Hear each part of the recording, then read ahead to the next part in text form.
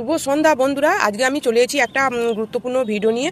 দেখুন বন্ধুরা, এখানে আমি যে লঙ্কা গাছটা বসিয়েছি, এই লঙ্কা গাছটার এখন তো বয়সটা কমপক্ষে 10 দিন হয়ে গেল। তাই এই সময় আমাদের কি করতে হবে, গাছটাকে আরও বৃদ্ধির জন্য এখানে আমরা কি করব, এখানে আমরা কি খাবার দেবো সেইটাই আজকে তুলে ধরবো। আর এই গাছটাতে আমরা কি খাবার দেবো, যেহেতু এই গাছটা অনেকটা বড় হয়ে গিয়েছে, সেটাও তুলে ধরবো।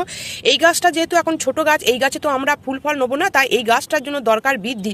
তাই সেই বৃদ্ধির জন্য আমরা এখানে যেটা নেবো বন্ধুরা, এখানে নিয়েছি সরিষার খোলের ডাস্ট গুঁড়ো, আর নিয়েছি চা পাতা নিয়েছি, আর ডিমের খোসা গুঁড়ো। এর মধ্যে আছে প্রচুর পরিমাণে নাইট্রোজেন আছে, ক্যালসিয়াম আছে, আরও অনেক পুষ্টিগুণ আছে, যেটা আমাদের এই গাছটাকে সম্পূর্ণ বৃদ্ধি হতে সাহায্য করবে। তার আগে বন্ধুরা, এইরকম গাছের গোড়ার মাটিটাকে আমি হালকা করে খুঁড়ে নিয়েছি। তারপর এখানে আমি দিয়ে দেবো 1 চামচ এইরকম সরিষার খোলের গুঁড়ো। তারপর দিয়ে দেবো এখানে চা পাতা ডিমের খোসা গুঁড়োটা এখানে আছে, এটা আমি দিয়ে দেবো 1 চামচ দিয়ে দেবো। এরপর এটাকে আপনারা এইভাবে মাটি চাপা দিয়ে এবার এর মধ্যে জল দিয়ে দেবেন। এটা কমপক্ষে